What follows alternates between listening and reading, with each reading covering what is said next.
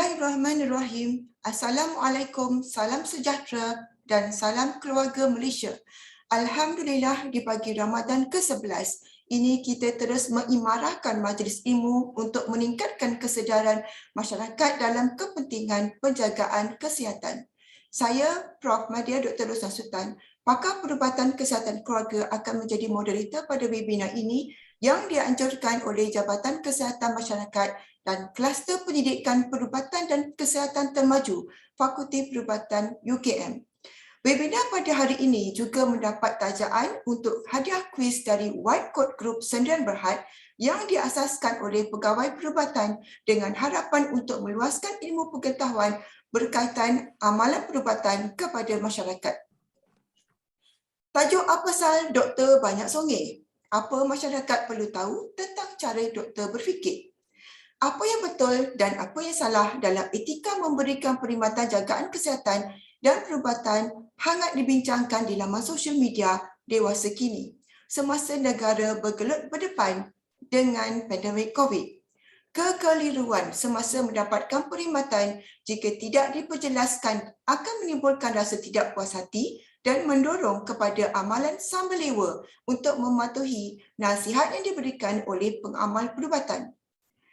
Pada webinar ini, kita akan bersama penceramah jemputan untuk berkongsi ilmu berkaitan amalan perubatan yang perlu dilakukan oleh pengamal perubatan dalam memberi perkhidmatan kesihatan dan perubatan untuk kesejahteraan masyarakat.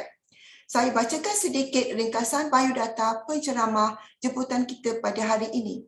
Profesor Datuk Dr. Halina Halijah Haji Siraj mempunyai kelulusan Doktor Perubatan dan Doktor Pakar Obstetrik dan Ginekologi dari UKM.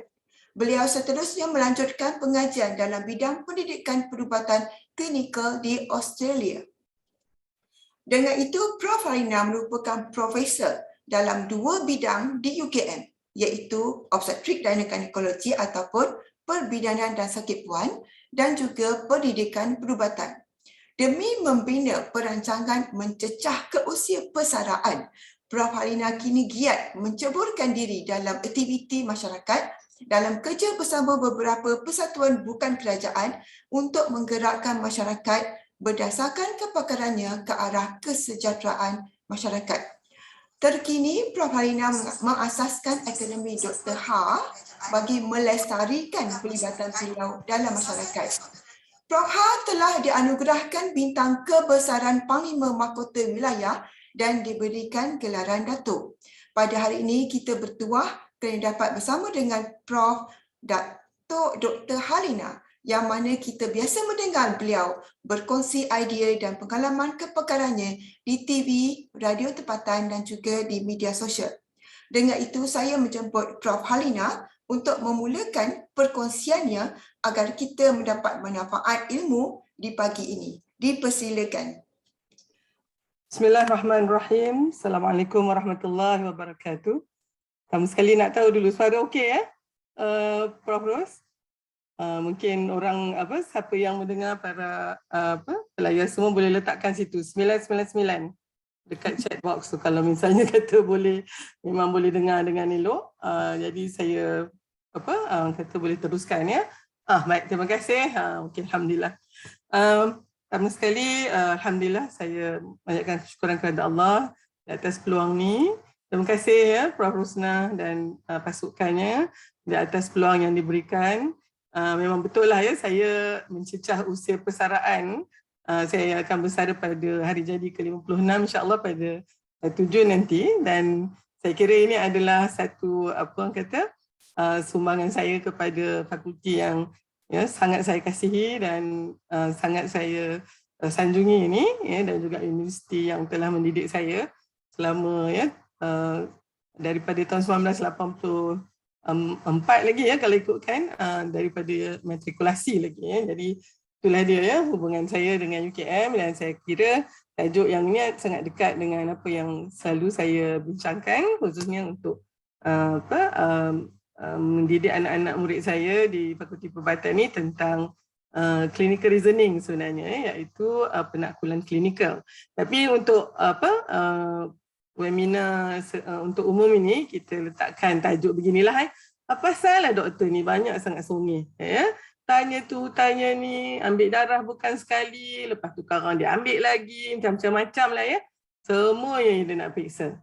Jadi kita angkat tajuk ini supaya ya, kita dapat memberi maklumat ya, kepada masyarakat ya, umum tentang bagaimana cara doktor berfikir. Ya.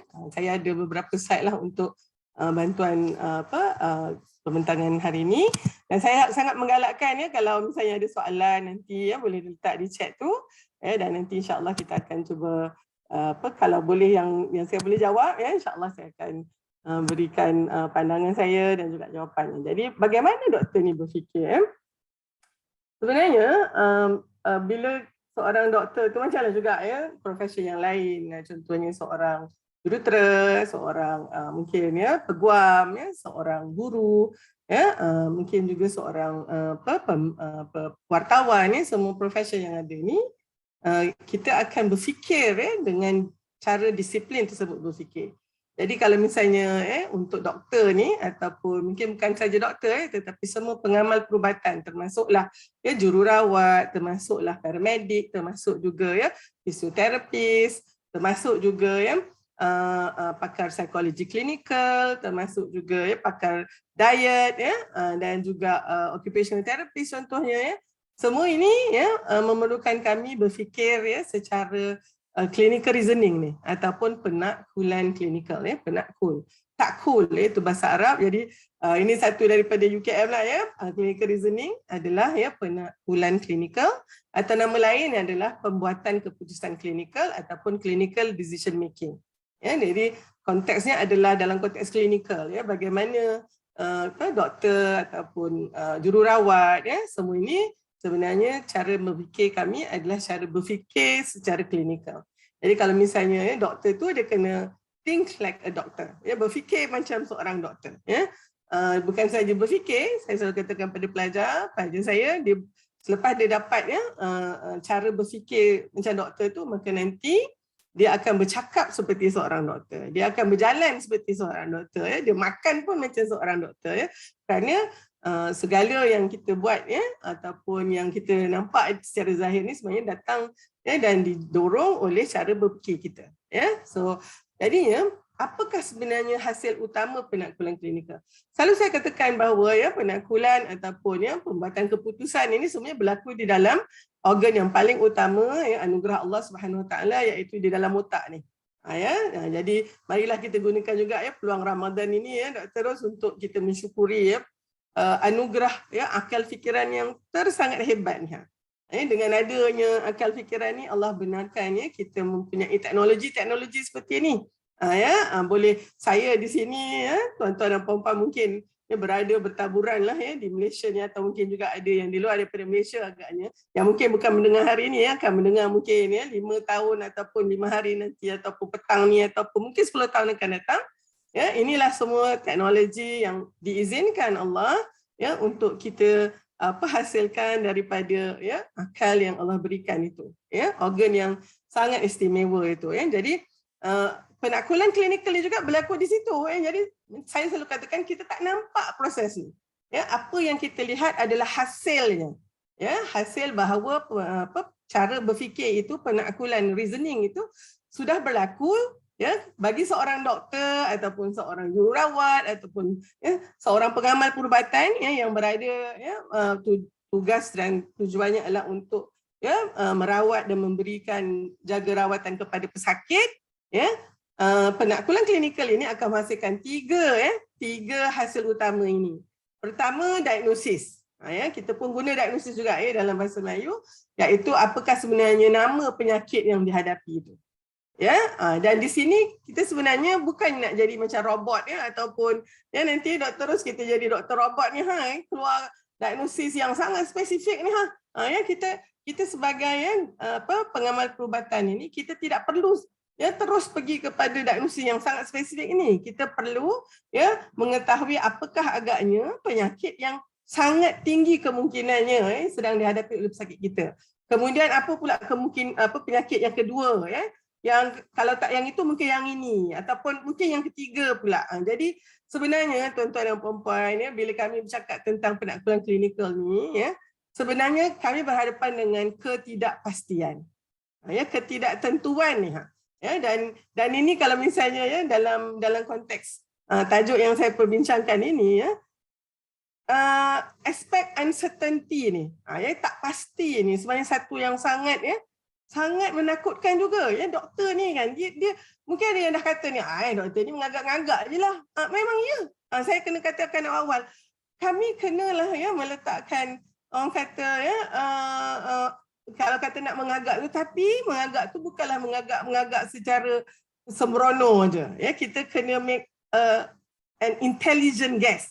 Ya, maknanya kita kena menjangka mengagak itu ya dengan ya cara yang bijaksana. Maknanya bukanlah agak-agak saja ya, main bantai saja, itu tidak ya. Jadi tetapi ya, oleh sebab tu kami tak boleh terus saja pergi kepada satu ya penyakit ya, nama penyakit terus macam tu. Kalau boleh kita nak macam tu kan, masuk ya, kemudian kita tekan satu hutang, keluar diagnosis macam tu kan. Tetapi sebenarnya dalam konteks kesihatan ya dan juga penyakit manusia, kita tidak semudah tu. Ya, jadi ini mungkin satu yang kena difahami ya, dibandingkan mungkin ya disiplin yang mungkin lebih kuantitatif, lebih numerical ya, 1 tambah 1 jadi 2 ya, ataupun 2 tambah kali 2 jadi 4 begitu. Sangat mudah hitam putihnya, tapi dalam perubatan dia tidak begitu. Ya, hasil yang kedua adalah ya rawatan. Ya, apakah dia ubat yang perlu kita bagi? Ya, dalam 4-5 ubat, mana ubat yang paling sesuai untuk pesakit ni? Dan apakah pelan rawatan ya, ataupun kita katakan ya management plan dia ya untuk selanjutnya. Ya, adakah ubat tu kena bagi sekarang ataupun kita kena mungkin ya bagi dia nanti ya pada rawatan yang susulan nanti. Jadi ini semua masuk di dalam pelan rawatan. Dan yang ketiga ni prognosis. Ya, prognosis ni adalah juga satu lagi ya telahan kita ataupun jangkaan tentang sama ada penyakit ni boleh sembuh atau tidak. Ya. Dan sebenarnya selalu saya katakan juga pada para pelajar perubatan saya, ya, pesakit datang jumpa doktor untuk 3 perkara ni. Ya, dia datang jumpa doktor, katalah ya, seorang doktor dekat klinik. Ya, kita dah sakit ni, ya, terutama sekarang ni dengan COVID ni, tak tahulah kita ni ada dapat COVID ke apa ke. Kita datang jumpa doktor, kita nak 3 perkara ni. Ya, kita kata, doktor, saya ni sakit apa? Ya, kemudian doktor kena bagi jawapan. Ya, dan kemudian apa ubatnya doktor? Ya, saya kena makan sekarang ke atau saya kena datang lagi jumpa doktor ke atau macam mana ni? Dan yang ketiga, doktor, sakit saya ni boleh sembuh tak? Doktor pernah tak agaknya ubat penyakit ni? Macam mana agaknya doktor, untuk pengalaman doktor? Jadi doktor ni juga ya kena ya memprognosticate kita panggil ya dalam dengan izin. Maknanya kita kena memberikan ya jangkaan. Tapi bukanlah kita kata, oh kakak ni ada 2 bulan je lagi lah. Dia bukan jangkaan begitu. Kita tu dalam cerita drama tu ya. Yang itu selalu dia katalah lagi 6 bulan, lagi 2 bulan.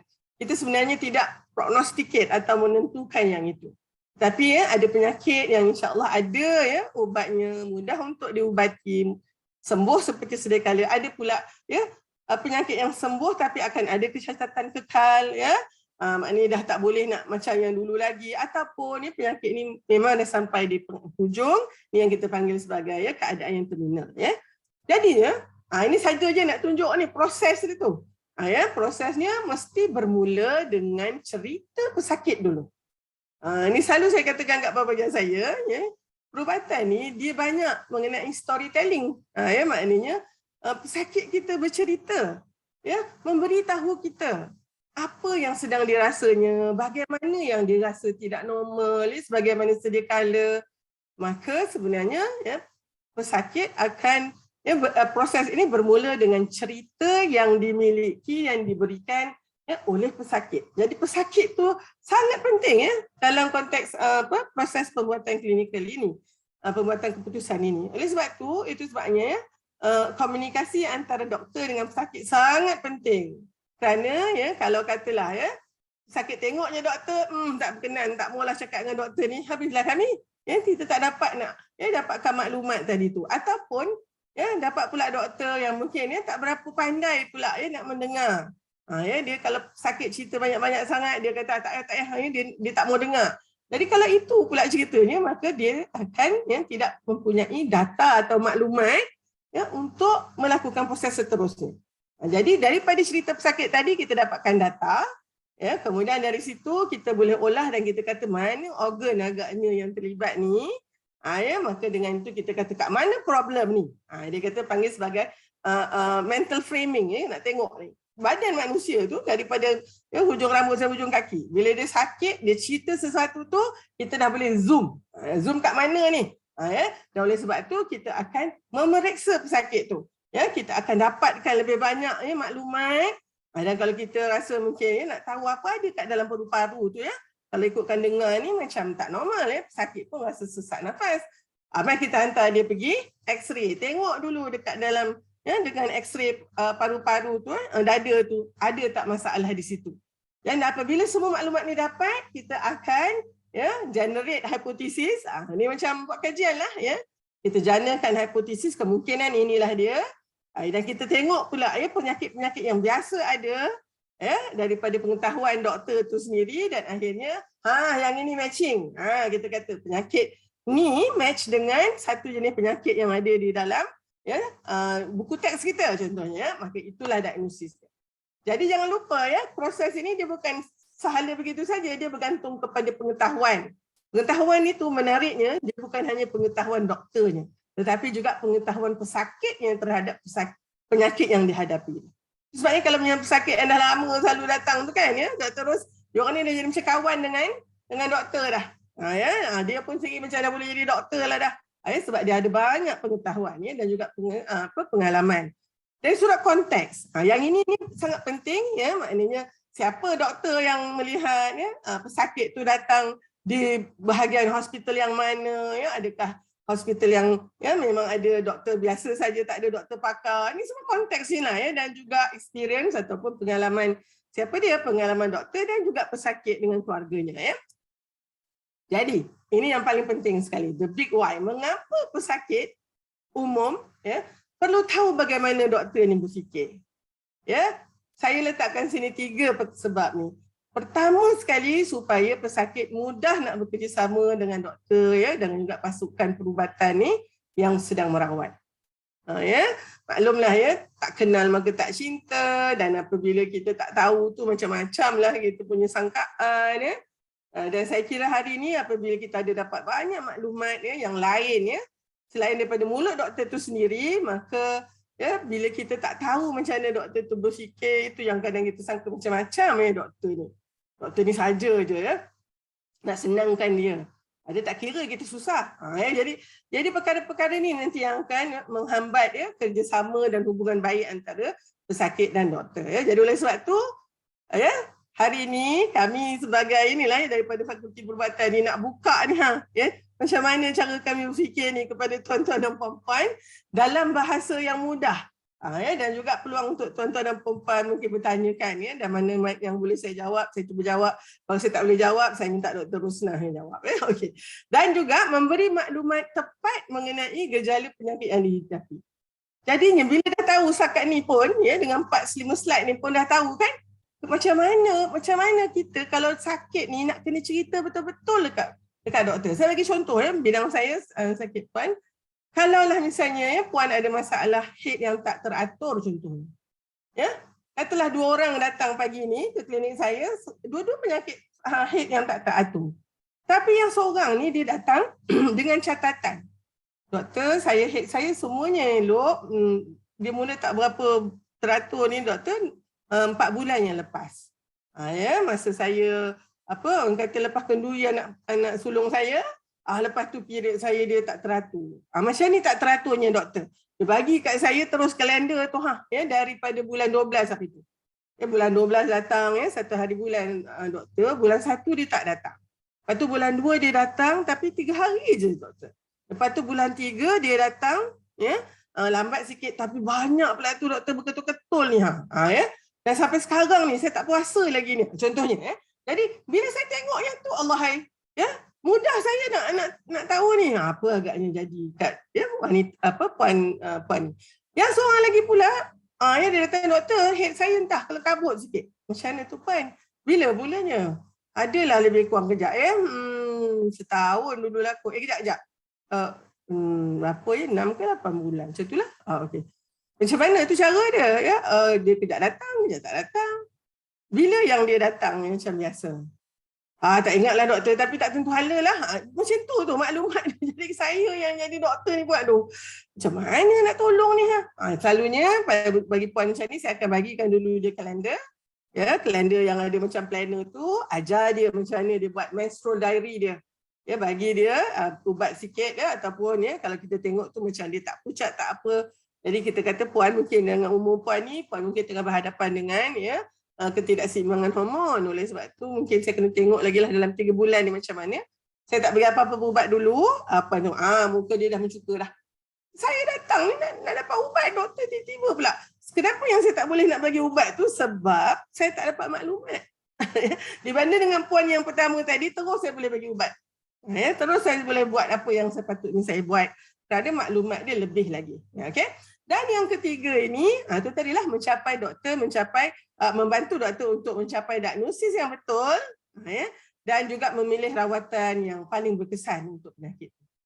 Jadi sebenarnya mudah-mudahan ya, bila tuan-tuan dan puan-puan sebagai pesakit ya, sebagai mereka yang tidak ada di dalam ya, disiplin perubatan dan juga kesihatan ni, bila tahu cara bagaimana kami ya, di bahagian kesihatan jaga rawatan ibu fikir, insya-Allah dia juga adalah untuk kebaikan ya kita bersama. Baik. Ini saya nak pergi huraikan ya, secara agak terperinci tapi taklah detail sangat ya. Langkah pertama, ya, nak mendapatkan maklumat penting mengenai sejarah penyakit. Itu langkah pertama. Ya, tanpa langkah ini kita tak boleh nak pergi kat tempat lain dah. Jadi apa yang kami kena buat? Kami memang kena dapatkan maklumat tu. Di zaman sekarang ni dengan adanya teknologi digital dan seterusnya, ya, maklumat ni mungkin boleh diberikan melalui online saja. Ya, maknanya pesakit tak payah datang begitu kan. Jadi mungkin nanti tak lama lagi ya, saya berbincang dengan kawan-kawan, mungkin nanti satu hari, satu masa nanti doktor ni dia mungkin tak perlu ada klinik. Kalau dia dia dilatih untuk menjadi doktor ya, untuk membuat diagnosis secara online. Maknanya tidak perlu pesakit datang. Tetapi ya ada juga ya keadaan di mana selepas diagnosis secara online tu pesakit kena datang pula untuk confirmkan ya diagnosisnya tu. Jadi masa untuk kita bertemu di klinik tu jadi ringkas. Dan juga doktor mungkin boleh juga mendapatkan sedikit bantuan daripada ya sistem digital ya yang boleh membantu ya kami doktor ni untuk memilih mana diagnosis yang mungkin ni. Semua tu dah ada dah teknologi tu. Tetapi yang paling penting kena masukkan dulu data mengenai penyakit yang sedang dihadapi. Oleh sebab tu ni saya berikan beberapa ya komplain yang selalu membuatkan seorang pesakit tu datang jumpa doktor kan. Sakit. Ya. Jadi kalau seorang kata doktor saya sakit, dia cakap macam tu je kami tak boleh nak buat apa. Jadi kami kena tanya macam-macam ni. Kena tanya, sakit kat mana ya? Kat belah mana sakit tu? Ya, kalau boleh ditunjuk dengan satu jari pun lagi bagus. Kat sini doktor, lagi senang. Ya, tapi kadang-kadang tak boleh kan penyakit tu dia bukannya begitu ya. Khusus kalau penyakit orang perempuan ni kan, kalau saya kata Kipan boleh tunjuk dengan satu jari, dia pun mula pandang ke atas, dekat sini-sini, dekat sini-sini, dia buat macam tu. Jadi mungkin tak. Tapi kalau ada penyakit yang memang boleh ditunjuk dengan satu jari, ya, kalau macam contohnya kan, kalau katalah appendix ya, yang belum pecah lagi lah, ya, dia boleh tunjuk kat satu tempat tu, ya, dan kita tahu itu memang tempat selalunya bila appendix tu dah dijangkiti kuman ya, kita panggil appendicitis contohnya. Itu contohlah. Jadi kalau dia tunjuk kat sebelah lain, maka mungkin ya ianya bukan. Begitu ya. Kena tanya sejak bila sakit ni. Entahlah, tahun lepas ada juga, tapi dia baik sendiri. Tapi tahun ni sejak bulan 1 hari tu dia ada je doktor. Ya tu. Dia bertambah kuat ke atau makin reda? Dia ni kalau saya sakit tu doktor, saya duduk, dia reda lah. Dia kalau saya jalan balik, ini semua kita kena tahu. Adakah dia berterusan aja ya? Atau dia datang pergi. Apa agaknya faktor-faktor yang boleh menyebabkan penyakit tu kurang? Ya, sakit tu rasa kurang. Adakah dia setempat aja atau merebak? Ada tak gejala lain? Ada demam, tak ada muntah, tak ada rasa nak pitam, ada sesak nafas, ada berpeluh-peluh. Itu yang doktor banyak sangat songenya ni, ya, tuan-tuan dan puan-puan. Kerana semua maklumat itu perlu kita dapat untuk tadi tu. Nak zoom kat mana ni?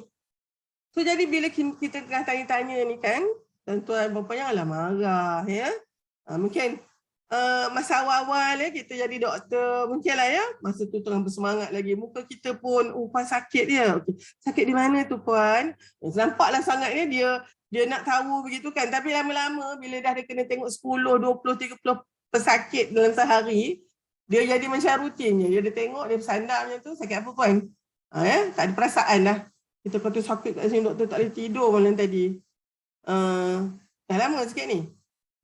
Baru je doktor. Lepas tu dia tanya macam monotonous je kan, sebabnya dah tak larat dah. Ya, manusia biasa lah contohnya kan. Tapi itu sebabnya saya pula, dan saya tahu dalam dalam kita punya hadirin-hadirin ada ramai doktor dan juga pelajar perubatan. Oleh sebab tu, yang paling penting untuk bertanya sakit tentang penyakit sakit ni, kena bertanya dengan soalan terbuka. Ya, tapi kita kena tunjukkanlah yang kita memang nak tahu kan. Puan, boleh puan ceritakan macam mana agaknya sakit puan tu, ya, semualah pasal penyakit tu puan. Cuba cerita, saya akan cuba buat catatan sikit. So sambil dia cerita, kita pun buat catatan 1, 2. Kemudian pandang muka dia. Kan, kemudian kita tak faham yang ni, kita minta dia ulang. Barulah pesakit pun lagi dia rasa ya, mungkin data yang maklumat yang diberikan mungkin relevan, mungkin tidak, tetapi banyak data lagi mudah ya untuk kita mengetahui apa agaknya penyakit ini. Ya, selepas dia bercerita begitu, kadang-kadang ya dia mulalah cerita yang tak berapa relevan. Maklumlah ya, sakit bukan tahu mana data yang penting. Kitalah pula doktor yang kata okey, yang itu nanti saya tanya lagi, ada tak? Kita boleh lead kan. Ya, jadi itulah sebenarnya ya, bila kita benarkan pesakit kita bercakap. Tapi antara kita mungkin juga tak sibuklah doktor ya, Prof mana ada masa. Jadi dia jadi macam checklist saja dekat Puspakom tu. Demam? Tak ada. Ada rasa pitam? Tak ada. Ya, ada muntah? Tak ada. Macam tu je nanti. Ada, tak ada, ya, tidak. Pening kepala? Kat depan, kat belakang. Ya. Macam tu maklumat dapat, tetapi maklumat tu ya kemungkinan besar akan banyak kehilangan maklumat yang sangat berharga ya, dibandingkan kalau kita benarkan pesakit tu bercakap dulu. Ya. Ini semua ni berantollah juga ya tuan-tuan dan puan-puan, masa dia orang pelajar perubatan ya. Puan-puan ceritalah semua kat dia semuanya ditulis tu. Dia tak tahu mana satu data yang penting. Nanti bila dia bentang kat saya, nak mabuk saya. Semua dia nak cerita. Tapi yang tu, makin lama makin dia orang kata dah matang, berpengalaman, dia tahu dah mana data yang penting ya, yang perlu dia nyatakan dalam rumusan ya, sebab saya tak ada masa nak dengar semua tu. Jadi ini antara proses penaklukan klinikal yang sangat kritikal. Tak apa, yang itu puan-puan dan tuan-tuan tak perlu tahu, tak apa. Itu tanggungjawab saya dan guru-guru ya dan pendidik di Fakulti Perubatan ya. Tapi fungsi tuan-tuan dan puan-puan ya, ataupun ya apa yang kami harapkan daripada tuan-tuan puan-puan, memberi maklumat setepat ya yang boleh. Okey. Dan katalah sesak nafas pula. Sesak nafas pula kita nak tahu. Ada tak asma? Ya, ada tak penyakit-penyakit yang ya, berkaitan ni? Merokok kan? Itu nombor satu yang kita nak tanya. Sejak bila mula sesak bernafas ni? Suka nak bernafas ni? Ada nafas berbunyi tak? Ya? Ada tak baru dapat demam batuk sesama ke? Ada tak sejarah alergik? Sekarang ni kita katalah ni ada tak kontak rapat dengan ya, pesakit COVID-19 yang bergejala. Semua ni maklumat. Yang perlu sangat kita dapatkan. Jadi kalau tuan-tuan dan puan-puan dah tahu, ini memang soalan yang doktor nak tanya. Jadi saya elok sangat ya bila sebelum kita berjumpa dengan doktor ni, kita dah ada maklumat ni di hujung jari. Di hujung lidah lah maksud dia. Bila doktor, kadang doktor tak perlu tanya, puan-puan ceritakan ajalah. Kita akan, tu yang kita kadang-kadang kalau dapat pesakit yang kita panggil good historian ya, maknanya dia bercerita semua tentang penyakit dia, Allah lega kita. Sebabnya dia memudahkan kerja kita lah. Kita hanya perlu bertanya ya, soalan-soalan yang spesifik selepas itu. Head tak teratur ni tadi ya. Kami ni cerita kena tanya daripada head yang pertama datang dulu. Ya, puan ni dah 57 contohnya. Tak apa katalah 47, 40 dekat 50 ya. Tiba kita kena tanya, masa umur berapa puan mula datang head dulu? Lah, kenapa pula doktor? Ya, saya tak ada masalah. Masa tu memang tak ada, tapi kami kena tahu. Ya, ada orang yang headnya datang lambat, ada orang yang headnya datang cepat. Semua tu ada kami kena pertimbangkan. Bila tarikh head yang terakhir? Dia kata bulan lepas. Yang tu normal tak? Tak normal doktor. Ya, sebab selalu datang awal bulan, ya. Tapi bulan lepas ni akhir bulan baru dia sampai. Dah tak normal pula. Selalu datang haid tu berapa hari? Ya, saya selalu datang haid 7 hari. Tapi kali ni, ya, 2 minggu tu masih banyak lagi. Ya, bila dah masuk minggu ketiga tu baru sikit. Dah itu dia. Jadinya kita nak tahu kuantiti darah haid tu macam mana, banyak tak, betul-betul ke, kan? Berapa banyak keping, sorry ya, ejaan tu silap. Berapa keping tuala wanita yang digunakan sehari semalam. Ya, dan ada tak sengubutnya, ya? Ada tak sakit bila bersama dengan suami, macam-macam lah ni, pernah tak ada hubungan kelamin. Itu yang bila ya, doktor ni bertanya macam-macam lah dia tanya. Kita pun kata banyak songit lah doktor ni. Kalau misalnya wanita ni hamil, dah 10 tahun tak hamil, ibu sekarang dia hamil, saya terpaksa tanya. Saya minta maaf Puan nak tanya ni masih suami yang sama dengan yang doktor ni suami sama lah, dia tadi marah kita saya balik. Tapi saya kena tahu sebab kadang-kadang bila dah 10 tahun tak ada anak tu, kadang-kadang bercerai, jodoh tak lama dengan yang suami dulu, dan ni baru kahwin dengan suami semua lagi. Ya, bila saya tanya ini anak yang keberapa, kandungan keberapa, saya kena tahu, campurlah berapa kandungan pun yang ada sebelum tu. Ya, yang ni memang cerita betul ni ya. Dia kebetulan pesakit dia datang dari Indonesia. Di Indonesia dia ada 4 orang anak. Datang kemari kahwin ya, dengan suami yang baru, dapat anak yang pertama. Anak pertama dengan suami ni, tapi anak kelima untuk dia. Jadi bila kita tanya, dia kata kandungan pertama, dia kata, pertama okey, tapi nampak macam dah sini juga kan, tapi tak apalah, kita pun tak banyak tanya. Itulah dia, doktor ni dia kena ada juga dia punya kata ya, logiknya. Tapi rupanya itu kandungan kelima, tapi dia tak mengaku. Dan kebetulan pula lah dia doktor-doktor ni pun ambil je, orang kata tak tanya betul-betul ya. Jadi masa dia nak melahirkan anak ya, rahim tu tak kuat pula dia punya contraction dia ataupun nak pengecutan rahim tu tak berapa kuat, kita nak bagi ubat ya, oksitosin. Ubat ni dia bergantung kepada ni kehamilan ke berapa.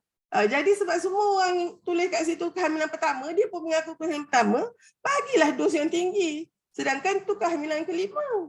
Jadi bila berlaku begitu, minta maaf lah ya, berlakulah ya komplikasi ya, maknanya rahim tu sebab dah tipis, maka ya terkoyaklah rahim tu ya, anak dalam kandungan meninggal ya. Ibu tu alhamdulillah tak meninggal, tapi hampirlah juga sebab dengan pendarahan semua-semua. Bila ditanya betul-betul, suami dia kata, dia ni sebenarnya anak pertama dengan saya, tapi dah ada 4 lagi anak di Indonesia. Tu dia. Bukan nak kata kami banyak songeng sebab nak tahu cerita-cerita sensasi ke, tak ada. Sebab dia ada implikasi kepada cara ubat yang kita nak bagi. Bengkak, bengkak punya juga ni. Bengkak kat bahagian mana badan bengkak tu ya? Berapa anggaran saiz dia? Yang ni kita nak kata besar berapa sen, kita katakan. Dia membesar ke atau dia kekal sama je dengan masa dia 2 tahun dulu kita nampak ya? Ada tak rasa sakit dekat bahagian tu? Sebab ada kadang bengkak tak sakit, ada bengkak yang tak boleh pegang pun ya. Adakah dia mengganggu pergerakan atau fungsi utama bahagian yang terlibat?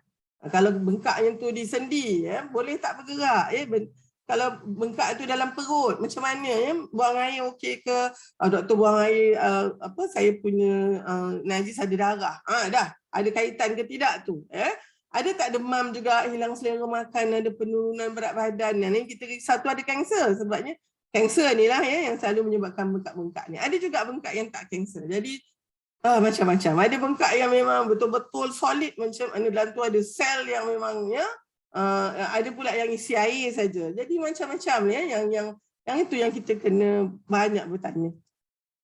Maklumat lain pula, yang itu yang pasal penyakit. Nak tahu juga sejarah perubatan, ada kecil manis darah tinggi ke, ya, ada ambil ubat apa, dekat mana ambilnya, ada tak pembedahan dulu, ya, ada sakit jantung ke, lahir-lahir ada penyakit kongenital jantung ke, kat mana ubatnya, ya, semua ni kena kami tahu. Ya. Ada tak ambil ubat-ubat tertentu, ya, mungkin ubat yang ya, ada masalah psikologi ataupun psikiatri dulu, apa ubat yang diambil, ya. Dah berhenti ambil ubat ke masih lagi dalam rawatan susulan sejarah kesihatan keluarga dan penyakit keturunan. Nak tahu ni puan dengan suami ada kaitan ke? Dia ni sepupu saya. Dah. Ya, sebab kita tengok anak dia 2-3 orang ada penyakit yang sama contohnya. Dan kita juga kena tahu profil sosial, status ekonomi. Ya, kalau misalnya ortopedik tu dia kena tahu rumah tu nanti tandas tu cangkung ke atau tanah duduk. Macam-macam betul doktor ni nak tahu. Semua dia nak tahu. Ya, sebabnya kita kena tadi tu ya, untuk memberikan diagnosis, memberikan plan rawatan, nak memberikan prognosis, semuanya itu memerlukan maklumat ya. Lepas tu langkah yang kedua, okey, kita nak kena dapat maklumat penting pula mengenai tanda penyakit tu. Yang ini ni tadi yang kata saya rasa bengkaklah doktor kat perut, kita kena tahu bengkak betul ke atau mungkin pesakit ni saja je yang padahal tak bengkak sangat pun tapi dia yang terasa. Atau kalau dalam bidang saya sangat mudah, nak kata doktor saya punya head datang banyak doktor, satu hari tu dua pack lah, dua kotak lah tuala wanita tu. Kita kata 2 kotak ni, puan ni macam bucak lesi betul-betul lah. Berapa lama dah buat macam ni? Adalah 3 bulan doktor. Tapi tengok macam ya taklah pucat sangat. Ya, pakai gincu kita tak tahulah. Tapi bila kita periksa, tak pucat pula. Rupanya dia pakai pad yang jenis yang tipis tu kan. Dan dia pakai tu macam pakai tisu ya. Basah sikit je buang. Patutlah 2 pack 2 kotak satu hari. Ya. Tapi ada juga ya wanita yang period puan banyak ke? Ya, sebab nampak pucat lesi dah ni 3.2 gram ya. Gram persen kita ni selalunya 11-12 kan. Dia dah 3 ke 4. 4 lah macam tu. Biasa je doktor, head saya memang banyak dah biasa macam tu lah. Berapa pad pun pakai. Saya tak pakai tuala wanita, saya pakai kain batik. Pakai kain batik, masa tengah hari pertama kedua tu adalah mungkin ya. Lencur lah juga doktor, 1 ke 2 kain batik tu kita lipat-lipat, pakai kain batik pula dah. Jadi itu semua tu yang kita nak kena ya, maklumat yang dia beri dengan apa yang kita lihat itu mesti kita samakan. Kita ada kena kalau betul dia kata period saya memang banyak doktor, hari pertama kedua tu memang saya tukar 3 kali lah. Dan dah berapa lama ni? Dekat 8 bulan. Patutlah ya, hemoglobin dia dah ada dekat 8 ya, 8.5 gram persen. Ini memang betul ni. Memang dia memang ada pendarahan yang lama dan dia sekarang memberi kesan kepada ni. Dan tanda penyakit itu kita nampak dia pucat. Ya. Jadi yang ini ni kita kena buat pemeriksaan klinikal. Ya, secara umumnya ni pelajar perubatan saya sendiri daripada dulu sampai sekarang, ya, bila kita memeriksa sistem tu ataupun organ tubuh badan, katalah ya bahagian dada, bahagian perut, abdomen ya, bahagian mata, bahagian mana-mana saja, ya, secara umumnya 4 ni. Mungkin boleh buat ke tempat 4 ni, mungkin ini disebabkan oleh anggota tu, katalah yang nak kita periksa tulang, maka kita mungkinlah ya tidak dengar tulang tu. Macam itulah ya. Tapi kebanyakannya kita kena observation. Ni sangat penting. Itu yang kadang-kadang ya. Puan mungkin masa puan cakap tu, tuan-tuan cakap tu, doktor ni tengok aja tuan-tuan. Daripada tuan-tuan masuk ke dalam bilik klinik tu pun dia dah tengok dah. Ya. Cara jalannya sama ke tak ya. Macam biasa bila duduk bercakap tu kita tengok yang ni pelat sikit cakap dia. Jadi kita tanya, cik selalu bercakap begini ke? Sekarang ni rasa macam susah.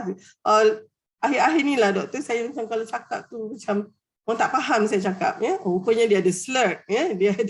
Dia dah ada macam pelat sikit sebab lidah dia ya, ada saraf kepada lidah tu ada masalah. Ya? Macam tu. Jadi kita perhati, semua perhati. Bukan perhati saja, bau pun. Ya? Kadang dia masuk tu kita bau je, okey. Kita dah tahu ni masalah apa agaknya ni sebab ada bau yang tertentu juga ya.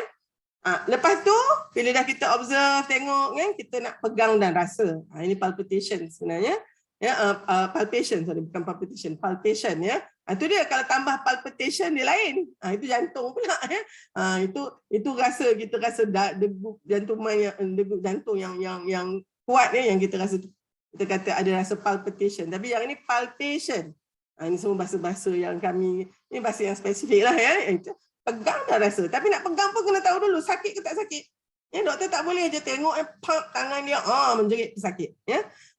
Dan kemudian kita kena dengar. Kalau misalnya kat paru-paru bolehlah dengar. Kan dalam perut mungkin ya kita nak dengar macam mana bunyi dia di dalam perut tu.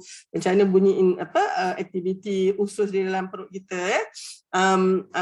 Yang itu boleh. Tapi kalau kita tengah periksa tulang, kita tak cari, kita taklah periksa letak stetoskop kita tu, alat kita tu pada tulang, tidak ya.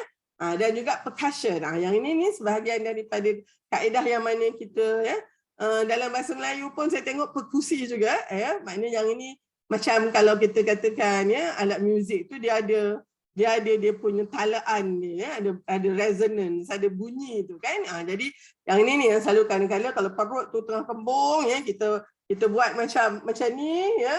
Ni yang kita katakan percussion tu, bunyilah ya kembung banyak angin tu ha. Jadi kalau misalnya ya kita tengok ya dalam perut tu ada satu ya bengkak yang solid begitu, jadi bila kita pekas atas dia tu dia bunyi dia tak sama dengan bahagian yang ya pembengkakan tu ya mungkin tak ada ya yang kebanyakannya hanya diisi dengan usus.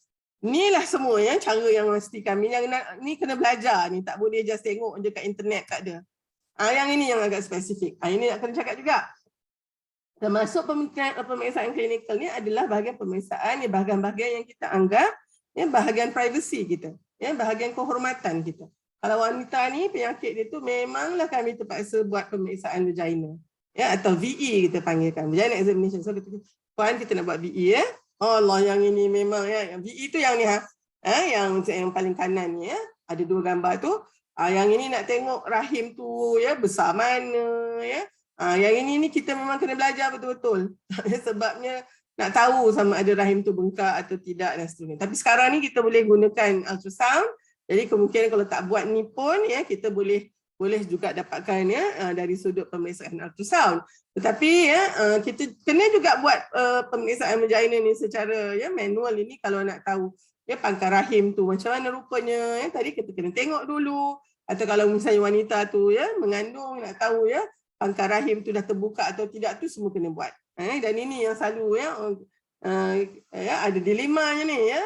Patut yang buat mestilah orang perempuan ya untuk ya, menjaga aurat. Sebenarnya ni semua aurat orang perempuan sama orang perempuan pun ni aurat juga. Bukannya mana ni kalau dengan orang perempuan ya dia tak aurat. Tak, ini pun bahagian aurat juga. Cumanya mungkin kita rasa dalam konteks ini dari sudut ya sopan dan santun kita tu. Tetapi ya semua doktor baik lelaki atau perempuan kena belajar ni.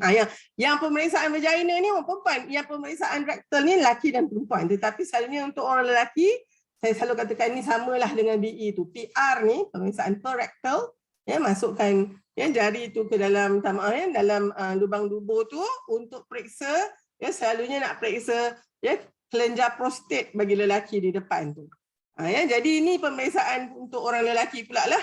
Orang perempuan kita jarang buat ni melainkan mungkin ya dalam keadaan tertentu. Jadi yang dua-dua ni memang sangat tak selesa ya.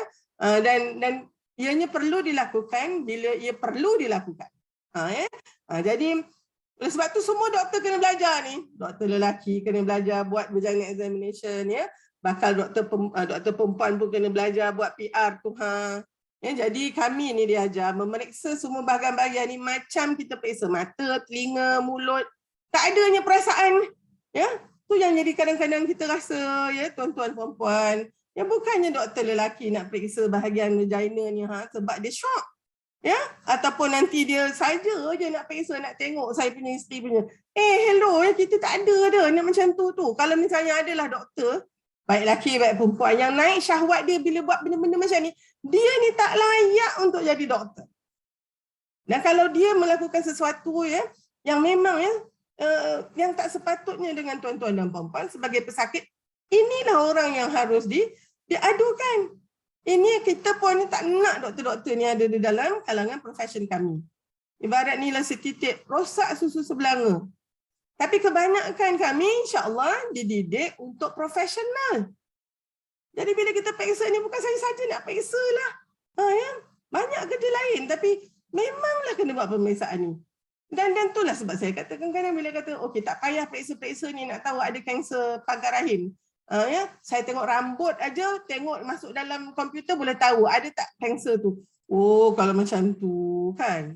Kita pun kena gunalah logik akal kita ni tuan-tuan dan perempuan. Okey. Seterusnya, langkah ketiga, apa pula maklumat lain yang kita nak dapat ni? Maklumat lanjut mengenai penyakit tu kita kena juga buat penyiasatan. Ni investigation. Investigation ni macam cakap Sherlock Holmes pula kan, macam penyiasatan polis pula, tapi yalah ya maksud dia begitulah, doktor ni macam detektif juga nak tahu kan apa yang agak-agak ni. Kalau katalah kata jantung tu ya ada satu masa dia sakit sangat jantung dia dan kita tahu sumbai, maka otot jantung tu akan mengeluarkan sesuatu ya bahan kimia. Yang itu kita nak tengok kat dalam darah dia. Kalau katalah buah pinggang dah rosak, jadi akan ada nanti di dalam darah itu ya bahan-bahan yang tak boleh nak dibuang. Maka kalau biasa tahap dia begini, bila sakit buah pinggang, tahapnya tinggi. So kita kena buat siasatan ujian makmal dan juga pengimbasan. Ujian makmal ni macam-macam lah. Ujian cecair badan, darah, kahak, ya, air kencing, urin, najis, ya, cecair otak, air tulang belakang, macam-macam. Kalau katalah dia bengkak, ya, dalam tu ada air, kita kena ambil pula air tu. Doktor ni macam-macam lah. Ya. Tu yang kadang-kadang masa saya belajar, saya ingat lagi. Ya, mungkin orang kata, oh best lah jadi doktor kan. Doktor ni sebenarnya dia kena bergelumang dengan semua benda-benda ni. Okay. Kadang-kadang ya pasangan ataupun yalah kan anak-anak sendiri tak nak tengok ya urin najis mak ayah kita kan. Tapi doktor kena juga ujian makmal. Yang ni yang banyak pakai ya dengan wayar-wayar yang ada tu nak tengok ya bagaimana aktiviti elektrik dekat jantung ya. Dekat bahagian otak pun ada ya, dekat bahagian otot pun ada. Kadang tu suruh buat stress test lah sambil exercise tu kita tengok ya ada perubahan ke tidak. Dan pengimbasan ya, yang ini boleh buat X-ray, sekarang buat CT scan. Macam-macam teknologi ni semakin berkembang. Tujuannya adalah untuk ya seolah-olah satu teropong kecil untuk lihat ke dalam. Ini sekarang pun ada banyak endoskopi pula, betul-betul tengok je. Itu juga ujian juga ya, yang mana dia betul-betul melihat ya, melihat ke dalam katalah dekat usus tu, nak tahu apa benda usus tu. Ya, kita tengok secara indirect lah ya. Pakai CT scan lah, pakai MRI lah. Baik kita tengok je, masukkan dia kamera tu, tengok apa kat dalam tu. Ya, dekat dalam ya, saluran pernafasan, kat dalam apa saja ada saluran lah boleh masuk. Ya. Macam rahim kita sendiri pun ya, boleh masukkan tu ya. Hysteroskopi panggilnya ya. Semua skop tu juga adalah merupakan ujian yang juga boleh menjadi bukan hanya memberikan diagnosis tapi juga boleh menjadi rawatan ya. Baik, akhir sekali langkah keempat adalah untuk menentukan pelan perawatan yang terbaik. Boleh tak pesakit ni sembuh? Boleh tak kalau tak sembuh pun sekali kita halang kecacatan kekal? Ya, ataupun macam mana kita nak tingkatkan kualiti kehidupan pesakit ni, khususnya kalau katalah penyakit ni memang dah sampai dekat bahagian yang terakhir ya. Okey, sikit lagi. Jadi perjalanan akademik dan kerjaya seorang pengamal perubatan ni saya tunjukkan ni doktor ya, tetapi semua ya jururawat ya, fisioterapis, paramedik semuanya hampir sama. Nak jadi ya kalau katalah perubatan yang paling lama lah ya, pelajar perubatan ni 5 ke 6 tahun itu belum campur foundation.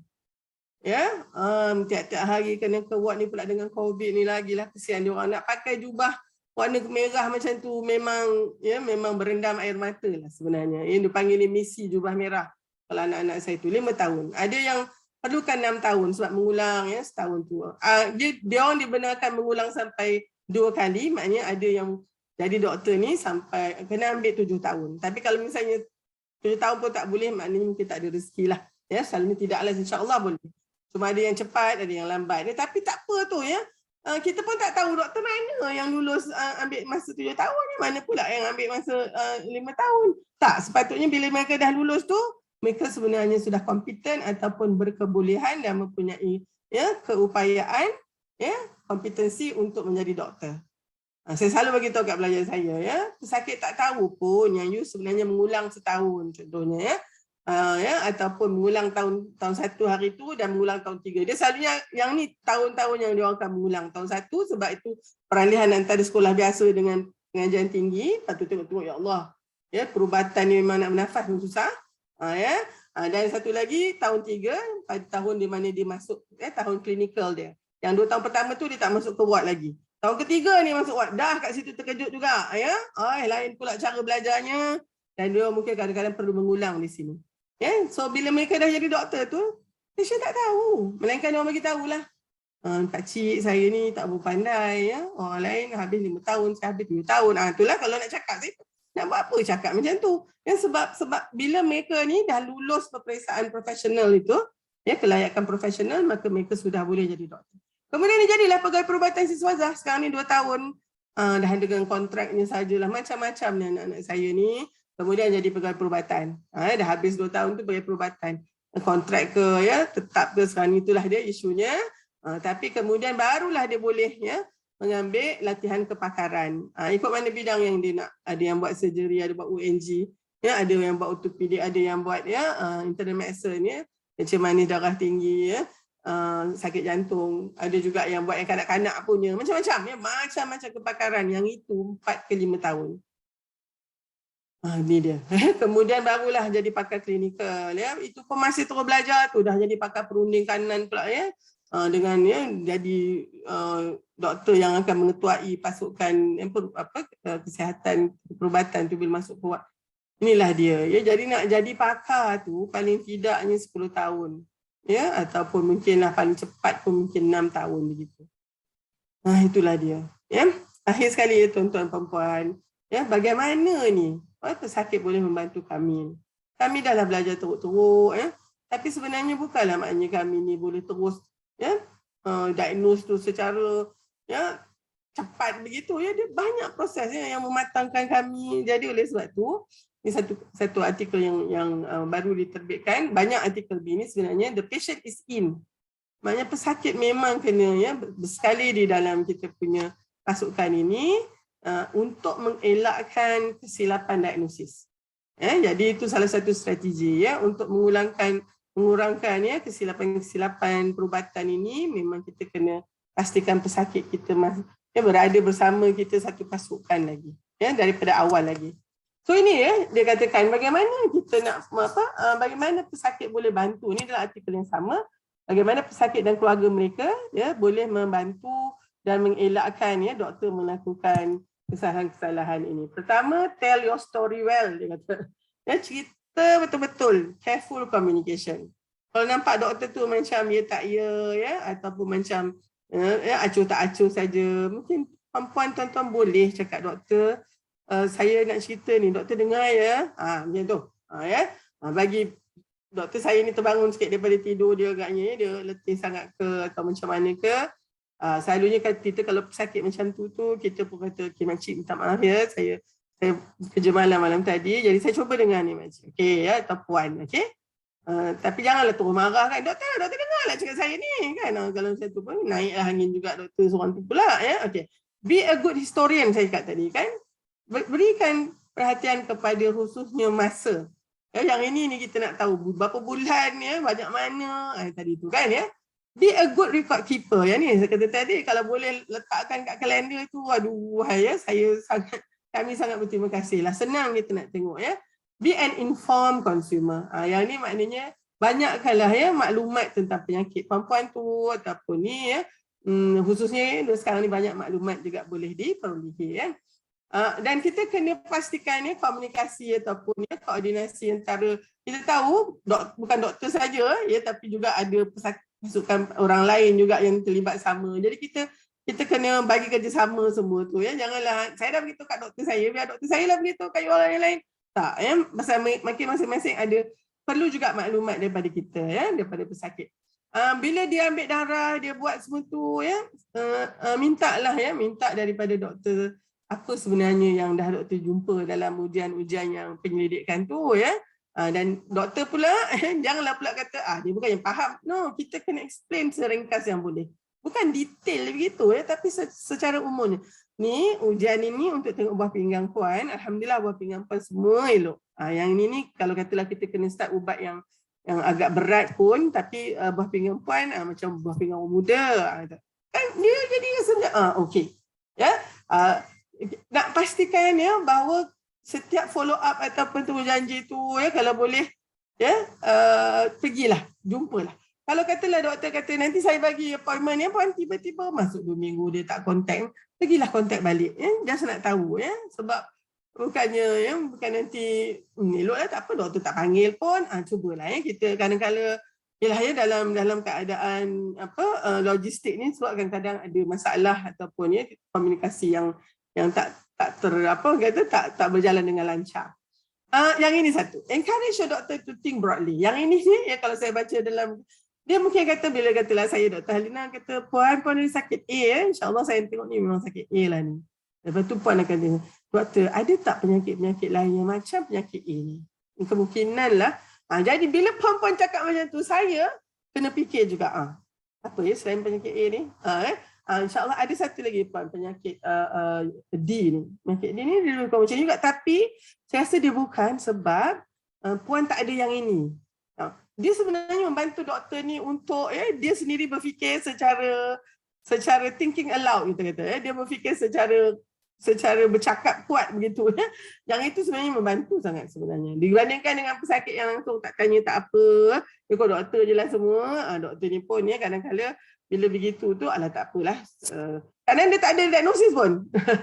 Tak apa sakit dia, tak apalah. Tapi sebab puan tak bertanya, tuan-tuan tak bertanya, dia pun tak payah cakap. Tapi sebenarnya dia kena juga maklumkan. Mungkin dia tulis dekat dia punya nota dia, nota perubatan yang dia tulis. Tapi dia juga kena bagi tahu kat puan. Yang kita bimbang ni dia tak tulis apa-apa kat situ juga sebab dia tak tahu. Dan dia tak commit. Yang itu bahaya.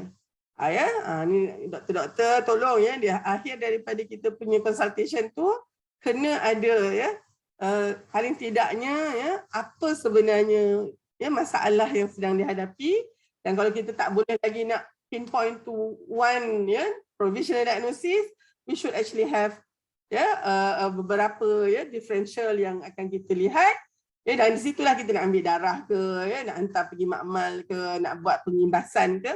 Dan kita kata puan, saya mungkin buat masa ni saya tak boleh nak kata lagi yang mana satu, tapi ada mungkin 3 penyakit ni, tapi pada pengalaman saya mungkin yang pertama ni lah, tapi tak apa. Saya buat yang ni, ubat saya boleh bagi ubat yang ni dulu puan, tapi puan kena datang lagi 2 minggu sebab puan nak tengok yang tu. Okey. Doktor Ros dah buka tu, maknanya dia dah warning lah tu. Okey. Sikit lagi Ros. So, soalan kepada doktor anda. Apakah diagnosis penyakit saya doktor? Itu satu. Apakah yang menyebabkan gejala yang sedang saya hadapi ni? Kenapa yang saya meragam, saya punya kepala pening? Apakah ada tak penyakit lain yang boleh menyamai penyakit yang doktor nyatakan tadi? Yang seterusnya, apakah pilihan rawatan yang ada doktor? Apa perancangan doktor seterusnya? Okey, sorry ejaan tu seterusnya pula. Okey. So itulah bantu kami untuk membantu anda Dr. Ros, itu dia punya tema ni.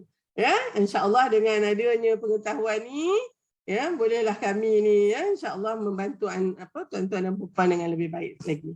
So wallahu alam, terima kasih di atas perhatian. Minta maaf Prof Ros kalau katalah maklumat yang saya beri terlalu sedikit ke tapi mungkin kita boleh lihat lagi dalam perbincangan kita lah dalam soal jawab ni. Itu saja dulu Wabillahi taufiq wal hidayah. Assalamualaikum warahmatullahi wabarakatuh.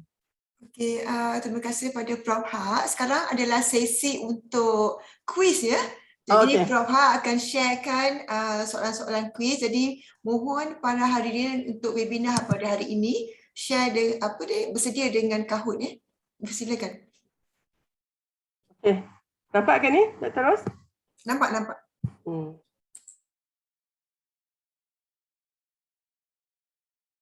Saya nak start yang klasik.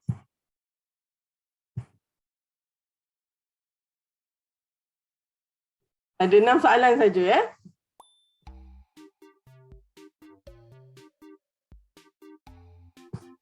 Saya ingat macam ni lah Dr. Ros, bagi initial dan nombor telefon, boleh tak? Dan saya janji lah nombor telefon ni saya tak bagi kepada telemarketing ke mana-mana. Ni dah tulis pula nama ni. Kalau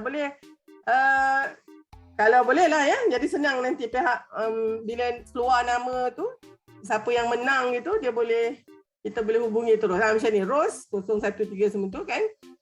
Yang lain pun janganlah nak berkenalan pula ke kan tapi kalau yang macam ni kita boleh terus hubungilah kalau menang nanti. Hadiah-hadiah macam mana Dr. Ros? Hadiah kita akan bagi secara e-wallet. Jadi pemenang 10 pemenang yang kita dapat through quiz ni, sila hubungi Puan Hazina dekat bahagian chat box. Nanti kita akan kontak. Okey. Itu satu, ataupun dah ada nama ni kita boleh ambil terus kan Ros? So kita boleh hubungi terus. Okey baik. Okey. Terus cakap kat saya bila nak start. Ramai masuk ni, alhamdulillah. Masih ramai lagi masuk ni. Kita tunggu dulu lah Boleh. Problem. Jadi sementara nak tunggu ramai lagi masuk, mungkin kita tengoklah dulu satu soalan ni. Kalau kita perhatikan banyak juga pesakit yang komplain tentang ada juga doktor yang paksa Bila dia tak nak buat ambil ubat, tak nak masuk hospital, doktor paksa suruh receive orang.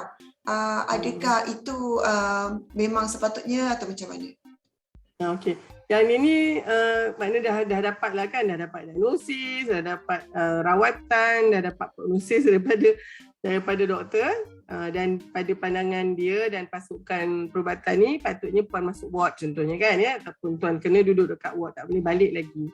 Tapi kalau misalnya kita nak juga balik, maknanya kita sebenarnya telah memilih untuk tidak mengikuti ya nasihat atau pelan rawatan tersebut ya. Jadi kalau begitu, kami di pihak doktor ni pula kita terpaksa mengambil tindakan yang ya apa orang kata, kami pun kena defend ourselves juga ya tuan-tuan dan puan-puan. Nanti kalau kita benarkan tak apalah puan tak nak tu, puan balik je lah, tiba-tiba puan katalah penyakit tu melarat di rumah dan mungkin ada kesiasatan yang kekal ataupun nanti kematian, doktor lah pula nanti disalahkan juga ya. Inilah dia doktor.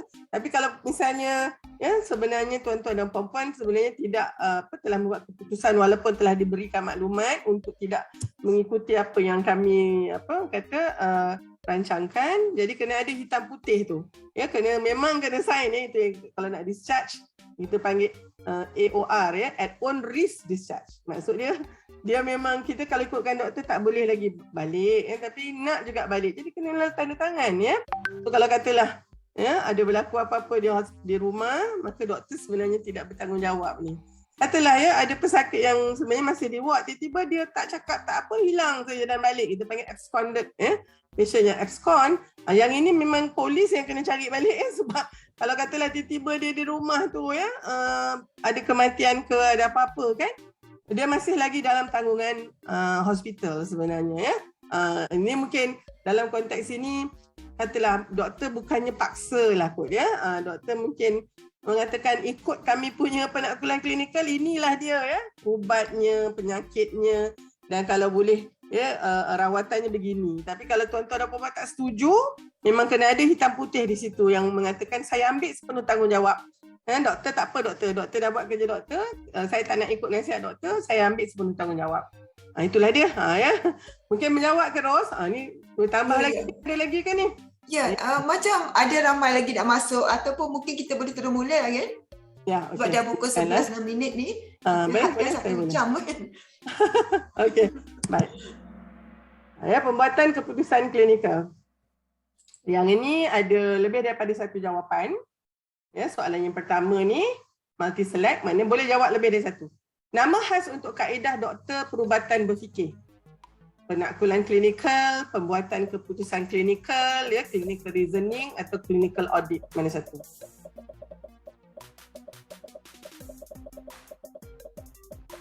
Ada lagi 5 saat, cepat-cepat. Baik, okey ya. Sebenarnya clinical audit tidak termasuk sebagai doktor cara kaedah doktor berfikir ya. Clinical audit ni lebih kepada macam evaluation ya, nak tengok sama ada cara kita mengubat okey ke tak okey, begitulah ya. Yang selalu yang ni adalah penaklukan klinikal ya, pembuatan keputusan klinikal ataupun clinical reasoning ya. Okey. Apa yang menang ni? Okey, HN. Alright, tengok seterusnya. Ada 5 lagi. Ini pun multi select. Hasil utama penaklukan klinikal. Apa dia? Diagnosis, prognosis, laporan perubatan atau pelan perawatan. Ini semua ya ada dalam slide saya tadilah. Betul kan Dr. Ros, kalau saya bagi soalan yang tak dalam slide tu nanti tak ci kan ya. Okey, 5 saat lagi. Betul-betul ada. Okey ya.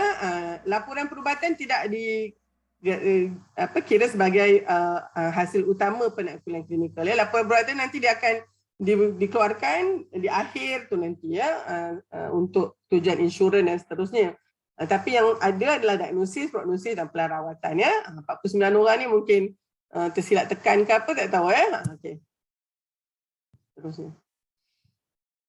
Langkah pertama dalam proses penaklukan klinikal. Apa dia langkah pertama? Tadi ada 4 langkah kan ya. Adakah memeriksa pesakit, membuat penyiasatan ujian makmal, ya, mendapatkan sejarah penyakit ataupun memberi ubat. Mana satu? Ni satu je jawapan.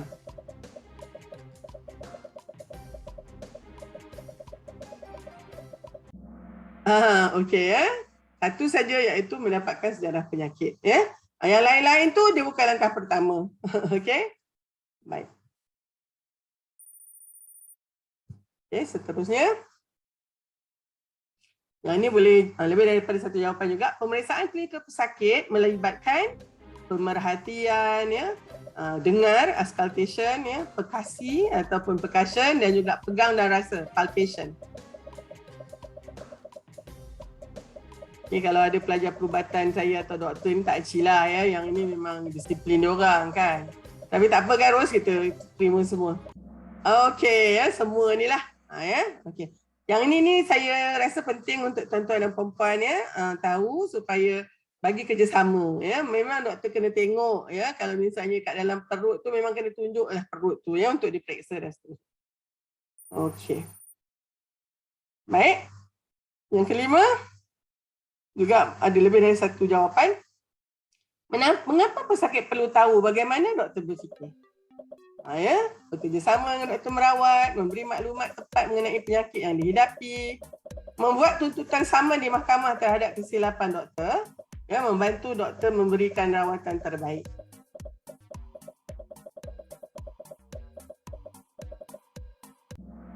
Okey, saya menerima jawapan yang lain, tapi yang membuat tuntutan saman itu pada saya bukanlah alasannya untuk tahu bagaimana doktor berfikir. Ya, yang ini mungkin nak saman tu mungkin ya kena tahu macam mana doktor boleh buat kesilapan ya dalam dia punya kaedah berfikir dia. Okey, akhir sekali yang ni lebih kepada macam survey lah. Adakah anda mempercayai kewibawaan doktor yang merawat anda? Sudah tentu, sama sekali tidak. Tak semua boleh dipercayai, bergantung kepada cara beliau berkomunikasi dengan saya. Mari kita tengok ni Ros. Macam selepas kita bagikan ceramah ni atau webinar ni, macam mana agaknya tahap kepercayaan ya pesakit kepada doktor. Okey, alhamdulillah ya, majoriti 70% kata sudah tentu, terima kasih ya. Ada 5% sama sekali tidak. Okey, mungkin ada pengalaman yang sangat menyakitkan ni ya. Tidak semua boleh dipercayai. Ada 2 orang yang kata begitu dan 70% mengatakan bergantung dengan cara doktor itu berkomunikasi dengan saya. Okey, mari kita tengok siapakah ya yang mendapat ya tempat yang ketiga. Adalah apa ni 012 284 3813. Kedua adalah HN 012 234 7537. Dan doktor ni Dr. N ya, doktor ni. Okey ya, yang ini yang menang. Okey. So mungkin Ros dah dapat ke? Kalau dah dapat. Okey, kita ada 3 yang tertera sini. Tapi pemenang kita adalah 10. So tadi kita akan tengok balik. Saya boleh tengok sekejap dia punya report dan mungkin boleh tengok sekejap ya Ros. Lagi senang kita dapatkan report ni supaya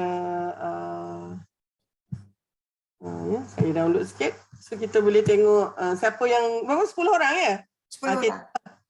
Kita boleh tengok kat sini, nanti saya akan bagikan ni kepada jawatankuasa lah ya, tapi kita boleh tengok siapa yang nombor 1 sampai nombor 10 lah di dalam Kahoot ni. Yang 3 tadi kita dah tahu. Okey, sekejap ya Ros. Ros okey. Yang ni kita tengok final score. So ini dia nombor 1 sampai nombor 10 ya Ros kan Bapa? Ya, sampai 10. Tu dia. Ya. So yang keempat adalah SAP 01778. Prof boleh share. Yang ni nanti saya akan share nantilah dengan komiti ya. Okey. Nanti kita akan hubungi pemenang 1 hingga 10 secara melalui nombor telefon yang digunakan semasa Kahoot tu. Jadi kita pun tak ada lagi masa untuk bersama. Jadi saya sedang menutup webinar ini. Terima kasih kepada Prof Ha di atas sesi perkongsian ilmu pada hari ini. Apa yang masyarakat perlu tahu untuk kekal sihat sejahtera amat bergantung kepada penerimaan ilmu yang berkait dengan pengendalian masalah kesihatan yang dihadapi. Justru komunikasi yang berkesan di antara doktor dan pesakit penting mewujudkan keyakinan untuk pesakit terus mematuhi nasihat yang diberikan demi mendekatkan tahap kesihatan dan kesejahteraan. Bantulah kami untuk memberi rawatan terbaik untuk anda ya. Itu tema tadi ya. Dengan itu harapan kami sesi ini dapat dimanfaatkan. Tahniah kepada semua 10 pemenang. Kami kepada pemenang sila hubungi Dr. Hazrina ya dekat talian tu, dekat chat box tu untuk kejar urus dia dapatkan duit RM20 secara e-wallet. Dan sila berikan maklumat untuk pihak kami memperbaiki pengelolaan webinar ikut Google yang diberikan dekat dalam chat box tu. Setelah anda mengisi borang tersebut, anda akan dapat sijil. Dan untuk doktor ya, ada QR code akan disediakan. Jadi markah untuk CPD point tu adalah 2. Jadi untuk tidak melengahkan lagi, cepat ya isikan scan benda ni. Jadi kita mengucapkan terima kasih kepada semua hadirin webinar yang sudi untuk menyertai kita webinar pada bulan puasa ni. Okey, selamat berbuka puasa nanti ya. Terima kasih semua. Assalamualaikum. Assalamualaikum.